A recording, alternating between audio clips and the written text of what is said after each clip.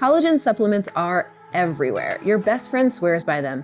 Influencers are mixing them into their coffee, and companies claim that it's the secret to glowing skin and pain-free joints. But is collagen really the fountain of youth, or just really expensive hype? Today, I'm gonna break it all down. As a registered dietitian, I've had so many clients ask me, should I take collagen? Does collagen actually work? What's the right kind of collagen to take? So today, I'm giving you the real scoop, backed by research, not marketing. I'm gonna explain what collagen actually is, what the science says about these supplements, and who might really benefit. And stick around to the end because I'm sharing my hot take on whether you need collagen supplements or not. Now, before we dive in, I have a quick favor to ask. YouTube tells me that more than half of you who are watching my videos aren't subscribed. Subscribing helps this channel grow. It helps me keep making content like this, grounded in science and free of BS. So if you're here for evidence-based nutrition, go ahead and hit that subscribe button now.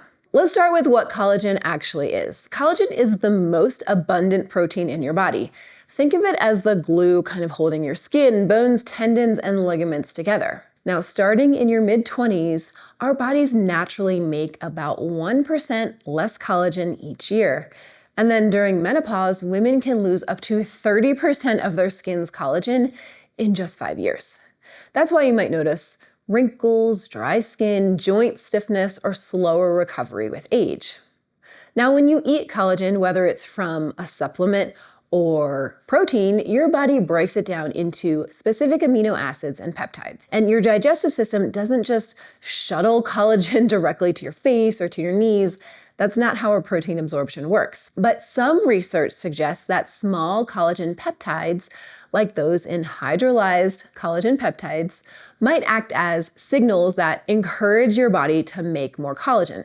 Now, it's not magic, but it could potentially be helpful depending on the type of collagen, the dose, and your overall health. Now, collagen peptides get broken down into tiny amino acid chains, di and tripeptides, that your body can actually use.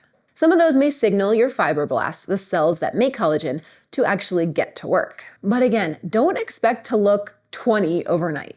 Let me tell you a story about one of my clients. Her name is Zoe. She was 45, vibrant, and had really high hopes for collagen. She was dropping over $100 a month on premium collagen powders, stirring it into her morning coffee like clockwork. But after 6 months, her crow's feet were still there, her wrinkles weren't magically vanishing, and her joints still ached. So she came to me and she asked, am I doing something wrong? I'm taking the supplement. And here's the thing, the truth about collagen is really nuanced. Zoe's experience is pretty common, so let's unpack what the science actually shows. Let's talk the beauty claims. Skin health seems to be the biggest buzz for collagen, but does it actually work? There is evidence that collagen can help your skin, but I gotta tell you, the results are subtle, not really miraculous. One 2021 review found that 2.5 to 5 grams of collagen daily for 8 weeks improved participants' skin elasticity and hydration compared to those who were taking the placebo. Think smoother skin, not a time machine. Now, when it comes to hair and nails, the research is far more limited. There was a small study in 2017 of 25 people with brittle nails and found that taking 2.5 grams of collagen daily for 24 weeks improved the brittleness and nail growth. However, this study didn't include a placebo group, so the results aren't really strong enough to draw a solid conclusion. And then as far as hair goes, some small human studies suggest collagen might help with hair growth, but the research is limited and it's often funded by the supplement companies themselves. It includes other ingredients like biotin or zinc, so we really can't say that collagen alone is the key. Have you ever tried collagen? Let me know down in the comments. Was it helpful or totally overhyped? Let's talk about these beauty claims. Now let's talk about joint health. Research shows that collagen may help with joint pain, especially in people with osteoarthritis or with really active lifestyles.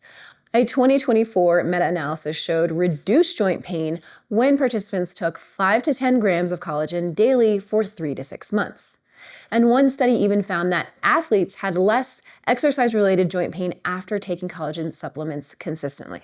But here's the thing, collagen works best with a full body approach. Think anti-inflammatory foods, staying active, and not skipping leg day at the gym. And as always, keep in mind these results vary. Some people feel a difference while others don't notice much at all. And it seems to work best when combined with physical therapy or good old resistance training. So if your knees are starting to creak, it could be worth trying, but don't skip the basics: strength training, stretching, and getting enough protein in a solid diet overall. And that said, some research shows that combining collagen with strength training may help older adults maintain muscle and bone density. So if you're over 50 or you're recovering from an injury or struggling to eat enough total protein, collagen could be a helpful add-on, and that is the key: an add-on, a supplement to a healthful diet. And it should not replace higher quality protein sources. Now, if you are tired of nutrition trends that overpromise and underdeliver, stick with me. I will always give you honest, evidence-based advice and delicious ways to eat without the stress. So this is your cue to sign up for my email newsletter. I am dropping the link down below. It is full of solid nutrition tips and nourishing recipes. Another point I get asked about a lot is gelatin and bone broth for collagen. So let's break those down. Gelatin is collagen that's been denatured and partially broken down, but it is not the same as hydrolyzed collagen peptides. It hasn't been broken into those tiny little peptides that are more easily absorbed. So no, eating Jell-O isn't the same as taking a collagen supplement. Fun maybe, but effective not quite.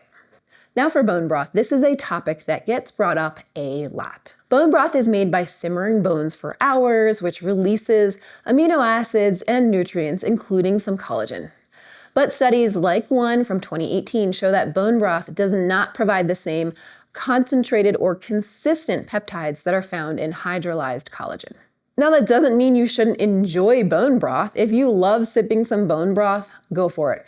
But it is not a miracle drink, and it's definitely not the same thing as a collagen supplement. Thinking about supplements, not all collagen is created equal. The most studied and most absorbed type is hydrolyzed collagen peptides. And just like skin creams, the fancy packaging doesn't mean it works better. The supplement world can really be like the Wild West. If you decide to try collagen peptides, look for third-party tested brands and understand where that collagen is sourced, whether it's from fish or pork or beef. And check those labels carefully if you have food allergies like fish or shellfish. Type 1 and 3 collagens are generally for skin, whereas type 2 is generally for joints. But your body doesn't assign peptides to skin versus joints. It'll use what it needs, where it needs, when it needs it.